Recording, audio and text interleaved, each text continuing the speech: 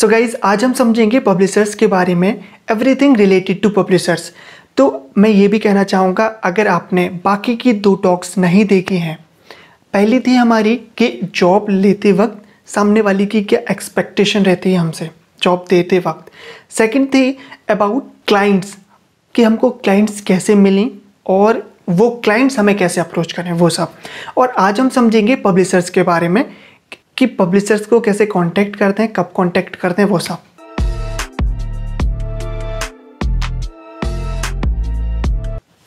So my question is कि what is the correct time to reach out the publisher, कि जब हम game बना रहे हैं, मतलब बिल्कुल शुरू किया है या फिर हाफ रेडी कर लिया है या फिर फुल रेडी किया है, तब पब्लिशर को कांटेक्ट करें।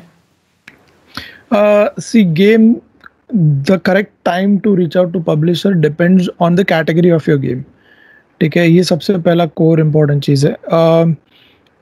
अभी फ़िलहाल हाइपर कैजुअल गेम्स बहुत ज़्यादा चल रहे हैं, राइट। अगर मैं हाइपर कैजुअल की बात करूँ तो तुमको सिर्फ पेपर पे कॉन्सेप्ट भी आप इनफ है आप पब्लिशर को पिच करने के लिए। एक सिंपल सा पेपर पे कॉन्सेप्ट बनाओगे तो भी वो पब्लिशर को पिच करके उसको बोलोगे कि ये बनाने के लिए मुझे $2000 चाहिए, तो वो देगा तुमको और उसको यूज़ करके आप बना सकते हो। हाइपर कैजुअल यही सीन है। अभी अगर फ्रीमियम मोबाइल गेम्स लोगे तुम, फ्रीमियम या प्रीमियम मोबाइल गेम्स लोगे तो फ्रीमियम के गेम्स में तुमको एक कोर लूप फंक्शनैलिटी ख़त्म करनी बहुत ज़रूरी है, राइट। तो वो कोर लूप जब भी मतलब दिख जाए गेम की कैसा है और उसका मोनेटाइजेशन तुम कैसे करने वाले हो, ये पूरा डेप्थ में आपको डॉक्यूमेंटेशन में बताना पड़ेगा ये पब्लिशर को। और ये सिस्टमैटिक आपको पिचिंग करनी पड़ेगी पब्लिशर को, तब जाके पब्लिशर इंटरेस्ट लेगा उसके अंदर। वही चीज़ प्रीमियम गेम्स में, पीसी गेम्स में, कंसोल गेम्स में भी होती है। तुमको प्रॉपर डॉक्यूमेंटेशन, वही पीसी गेम्स में तो ये तुमको प्रोजेक्शंस भी दिखाने पड़ते हैं। जैसे मान लो तुमने ये गेम को $20 में प्रीमियम स्टीम पे डालना है, तो तुम गेम का तो 20-30 मिनट्स का गेम प्ले तुमको बनाना पड़ेगा और उस हिसाब से जीडीडी या फिर उसका पैसे का ब्रेक डाउन या फिर रेवेन्यू प्रोजेक्शंस, ये सारे के सारे डॉक्यूमेंट्स बना के पिच करना पड़ता है तुमको। कुछ गेम्स होते हैं जो आउट ऑफ द बॉक्स होते हैं, जो पता होते हैं डेवलपर्स को खुद को कि ऐसा गेम कभी बना ही नहीं है। प्रॉबेबली उस टाइप के गेम्स ज़्यादा इंटरेस्ट लेते हैं पब्लिशर्स, तो वो तो तुम नॉर्मल गेम प्ले भी दिखाओगे 15 मिनट का तो भी तुम इम्प्रेस कर पाओगे पब्लिशर को। But that is just first step. Impress तो हो जाएगा बट देन ब्रेक डाउन और वो सब तुमको दिखाना ही पड़ता है। रेवेन्यू प्रोजेक्शंस क्या होंगे तुमको, अगर पैसे ले रहे हो उससे तो तुमको कहाँ पे किस वजह से पैसे चाहिए, कहाँ पे तुम स्पेंड करने वाले हो, ये सारी चीज़ें। ये नॉर्मल पिचिंग मेथड है, राइट।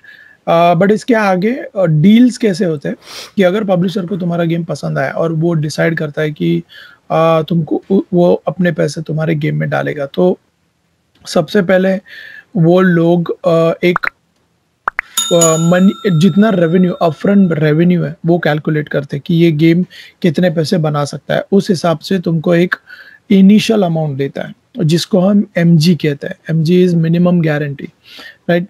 वो कैलकुलेट करता है पब्लिशर कि इतना गेम रेवेन्यू बनाएगा, इसकी तो मिनिमम गारंटी है, राइट। तो उस हिसाब से वो तुमको पैसा देगा। टिपिकली जो मोबाइल गेम्स होते हैं ना, उसमें $50,000 से $200,000 तक एमजी मिल सकती है तुमको एक अच्छे गेम के लिए। पीसी गेम में ज़्यादा होती है, बट ये दोनों केस में जो एमजी होता है वो रिकूपेबल होता है, राइट। और रिकूपेबल इन द सेंस, अगर तुम मान लो तुम एक गेम बना रहे हो जो 30% कंप्लीशन में है और तुम्हारे पास 15 मिनट का गेम प्ले है, तो तुम पब्लिशर के पास जाते हो, उसको पिच करते हो, उसको गेम अच्छा लगता है, वो तुमको $100,000 देगा को डेवलप करने के लिए। उस 30% से 100% कंप्लीशन के लिए आपको पैसे देगा और तुम वो पैसे लोगे और गेम को कंप्लीट करोगे।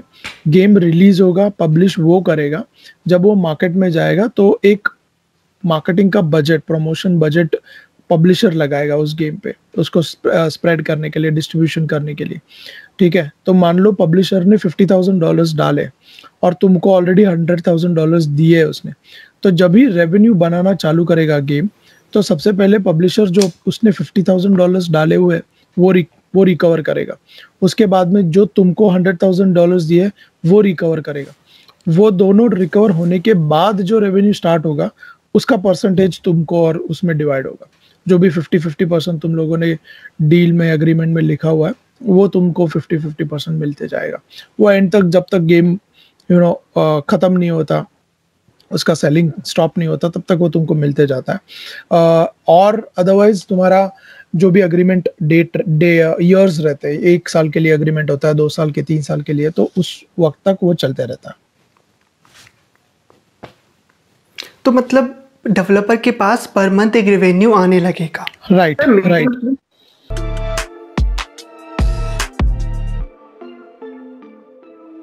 पब्लिश होने के बाद तो देर इज नथिंग लेफ्ट। वो जितने भी तुम स्ट्रैटेजीज बनाओगे, प्लान्स बनाओगे, जैसे पब्लिशर ने तुम्हारे साथ एग्रीमेंट किया है कि तुम्हारे पास अभी वर्जन पीसी का है, मान लो तुम पीसी और कंसोल गेम बना रहे हो, लेकिन तुमने अभी सिर्फ फिनिश किया है पीसी का वर्जन, लेकिन तुम्हारा एग्रीमेंट बनेगा पीसी, निंटेंडो स्विच, PS4 और एक्सबॉक्स पे ये गेम को लेके जाना है, राइट। तो जब भी वो पीसी पे फर्स्ट लॉन्च होगा, उसके बाद में तुम्हारा काम स्टार्ट होते जाएगा उसको निंटेंडो पे लॉन्च करने के लिए। उसमें जो सपोर्ट लगेगा वो तुमको पब्लिशर देते जाएगा। उसमें पोर्टिंग हो, कंसोल पे पोर्टिंग हो, लोकलाइजेशन हो, टेस्टिंग QA हो, जो भी हो, जितनी सपोर्ट तुमको लगेगी वो सारी पब्लिशर तुमको देगा।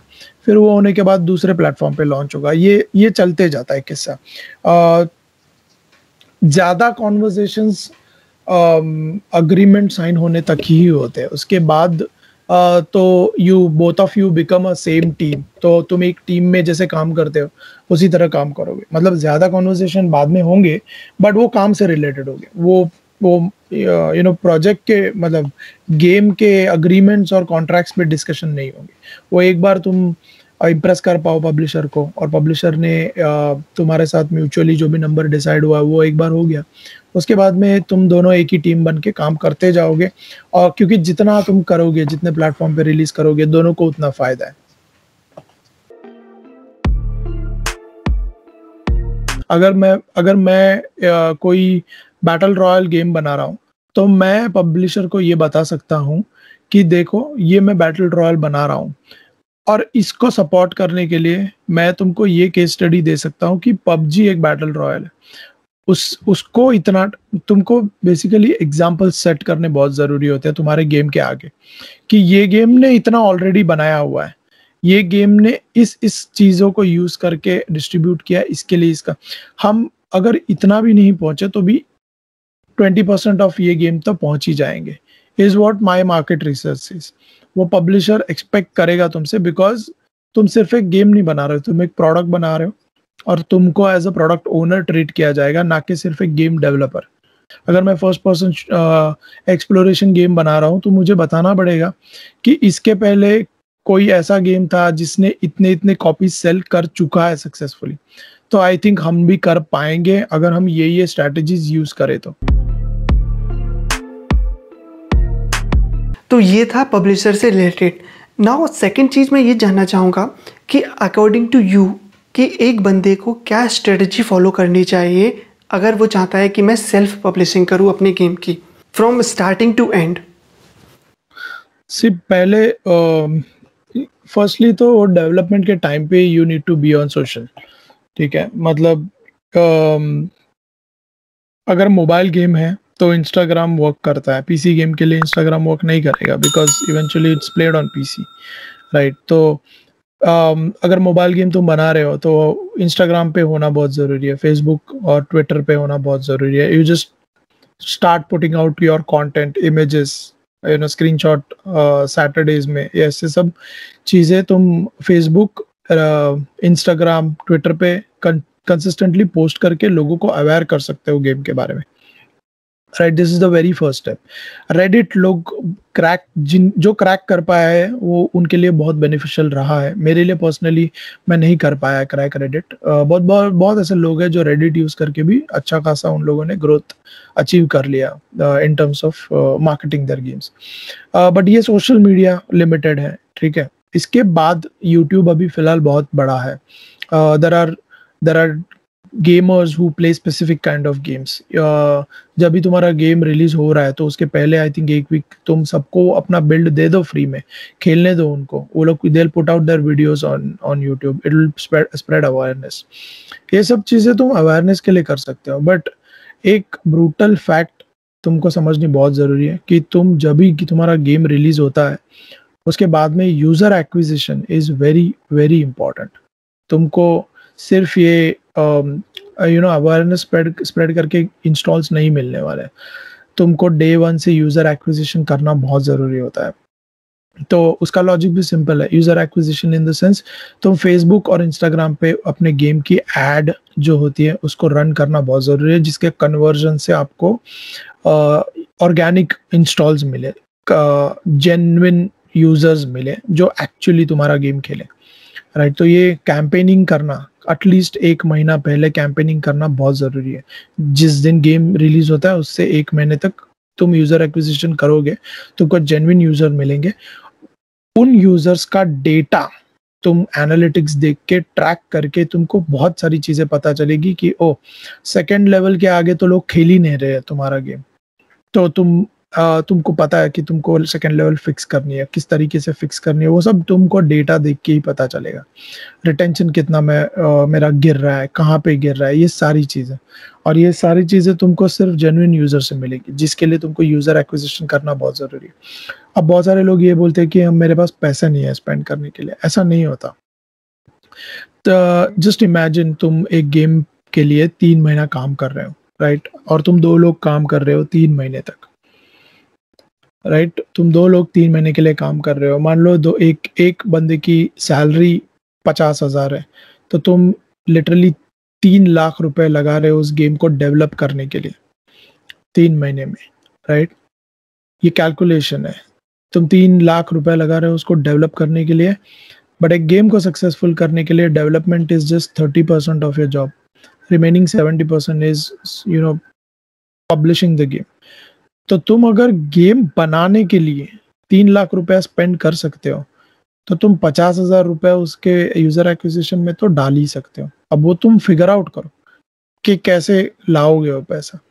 बट तुम ये मत बोलो कि मेरे पास पैसा नहीं है, क्योंकि तुमने ऑलरेडी 3 लाख स्पेंड किया है, तुमने तुम्हारा टाइम डाला है, एफर्ट डाला है, राइट। तो तुम कुछ और चीज करो जिससे पैसे लाओ, बट यूजर एक्विजिशन के लिए पैसा डालना बहुत जरूरी है।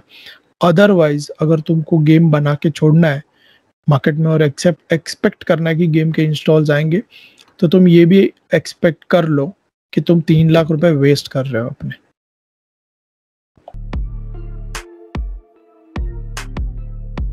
सो आई होप कि सारे पॉइंट्स क्लियर हो चुके होंगे आपके कि सेल्फ पब्लिशिंग कैसे की जाती है, प्लस पब्लिशर के साथ कैसे काम किया जाता है। लाइक नहीं किया अभी तक वीडियो को लाइक करो। इन्फॉर्मेटिव वीडियो लगी हो आप शेयर कर सकते हैं वीडियो को अपने फ्रेंड्स के साथ।